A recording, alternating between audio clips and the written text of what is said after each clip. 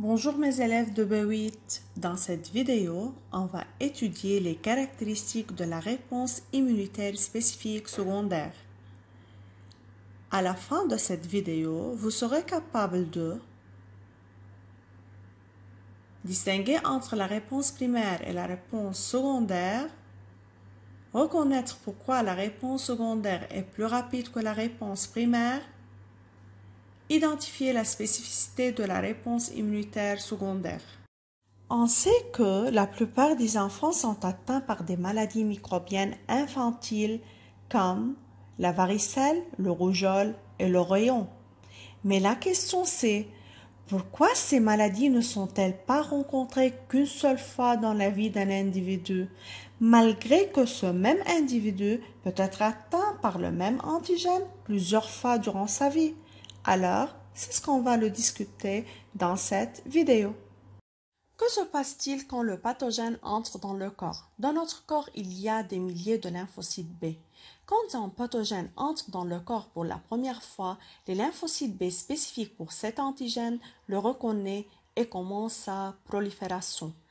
Un groupe de lymphocytes B multipliés se différencie en cellules B effectrices, tandis que l'autre groupe reste comme lymphocytes B mémoire. Les cellules B effectrices sont capables de produire des anticorps pour neutraliser l'antigène. Qu'en est-il de lymphocytes T cytotoxiques? Quand une cellule est infectée par un virus, elle présente à sa membrane des pièces de ce virus.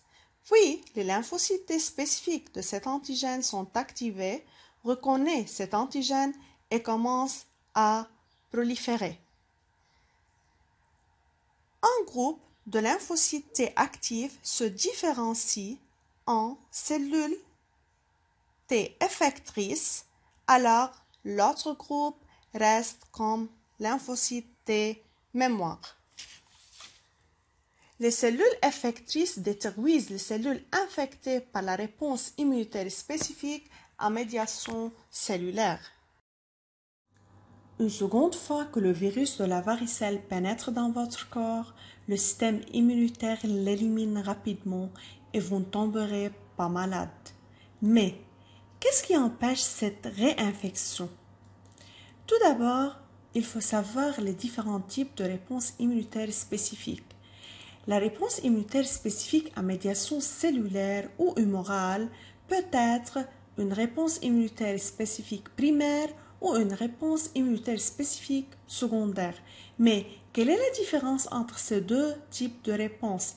La réponse immunitaire primaire, c'est la réponse qui se produit après le premier contact avec un antigène, tandis que la réponse immunitaire secondaire, c'est la réponse qui se produit après le second contact ou plus avec le même antigène.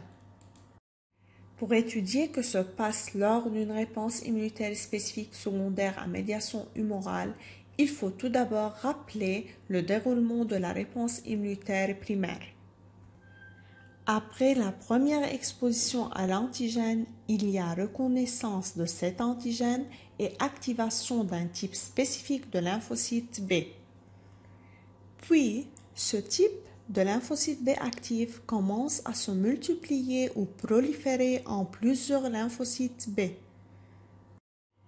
Mais il faut noter que pas tous les lymphocytes B multipliés commencent à produire des anticorps. Mais un seul groupe de lymphocytes B multipliés se différencie en lymphocytes B produisant les anticorps pour neutraliser les antigènes. Et un autre groupe de lymphocytes B multipliés reste comme lymphocytes B mémoire. Et maintenant, la question c'est quel est le rôle de lymphocyte B mémoire? Le rôle de ce lymphocyte B mémoire commence durant la réponse immunitaire secondaire ou après la deuxième exposition au même antigène où ces lymphocytes sont activés et commencent à produire des anticorps pour neutraliser l'antigène. Ces anticorps produits sont similaires à ceux de la réponse immunitaire primaire. Et enfin, après comparaison entre les deux types de réponses immunitaires, on remarque l'absence de la phase de reconnaissance durant la réponse immunitaire secondaire, ce qui rend ce type de réponse immunitaire plus rapide que la réponse immunitaire primaire. Qu'en est-il de la réponse immunitaire spécifique secondaire à médiation cellulaire? De même, il y a formation des lymphocytes T mémoire qui vont différencier en lymphocytes T cytotoxiques entraînant la mort de la cellule infectée par la réponse immunitaire à médiation cellulaire. Il ne faut pas oublier que la réponse immunitaire secondaire humorale et cellulaire est spécifique et les lymphocytes B et T mémoire sont spécifiques à l'antigène. Alors, quel est le rôle des cellules mémoire ou mémoire immunologique? Les lymphocytes mémoire B et T combattent directement le même agent pathogène lorsqu'il pénètre dans l'organisme pour la deuxième fois. Alors, le système immunitaire sera capable de se souvenir de ce pathogène s'il pénètre à nouveau. Ainsi, vous acquérez une immunité durable. Quelle est la différence entre réponse immunitaire primaire et réponse immunitaire secondaire? Pour expliquer cette différence, il faut discuter ce graphe qui montre la variation de la concentration des anticorps durant la réponse immunitaire primaire et secondaire en fonction du temps.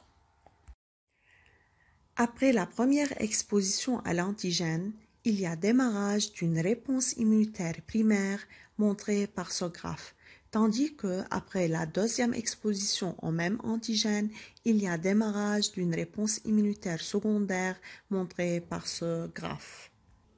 Comme vous remarquez que dans la réponse immunitaire primaire, les lymphocytes B, après plusieurs jours, commencent à produire des anticorps et la concentration des anticorps commence à augmenter pour atteindre un nombre très limité, puis diminue à un nombre très petit.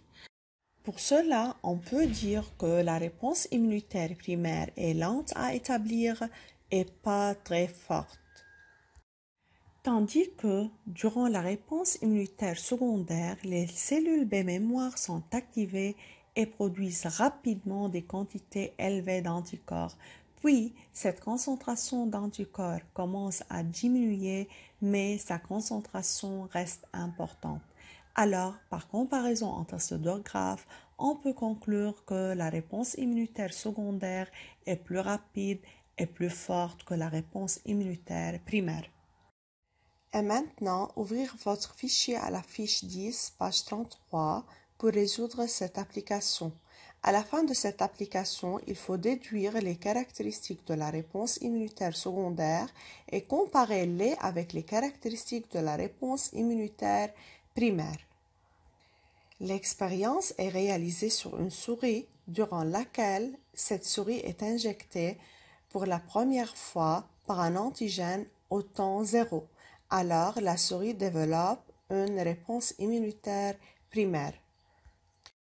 Puis, la même souris est injectée pour la deuxième fois par le même antigène après un mois. Alors, la souris développe une réponse immunitaire secondaire.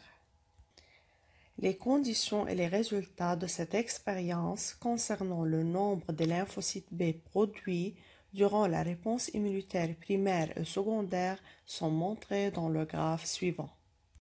Ce graphe représente la variation de la quantité de lymphocytes B produits après le premier et le deuxième contact d'une souris avec le même antigène. Comme vous voyez, ce graphe est formé de deux courbes. Le premier courbe correspond à la réponse immunitaire primaire, tandis que le deuxième courbe correspond à la réponse immunitaire secondaire. Et maintenant, c'est le temps d'analyser et d'étudier ce graphe.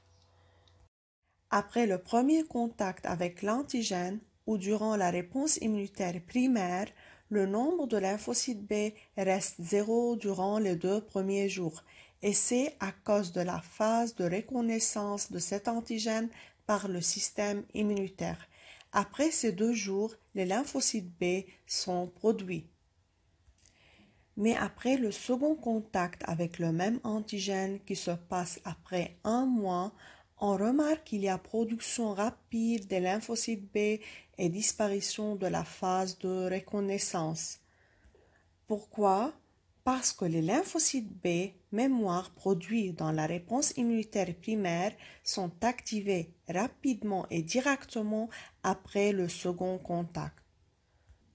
Alors, la première caractéristique de la réponse immunitaire secondaire, c'est qu'elle est rapide à établir.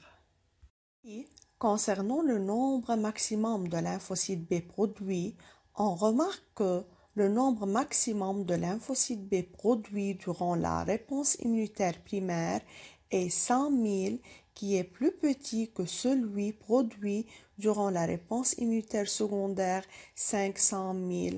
Alors, la réponse immunitaire secondaire est plus efficace.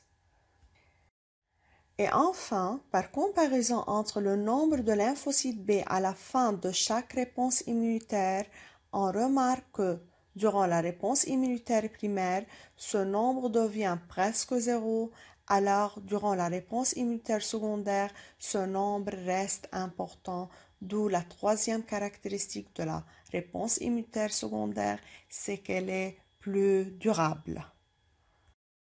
Comme résumé, on a étudié dans cette vidéo les deux types de la réponse immunitaire spécifique, la réponse immunitaire spécifique primaire qui se produit après le premier contact avec un antigène et la réponse immunitaire secondaire qui se produit après le second contact ou plus avec le même antigène.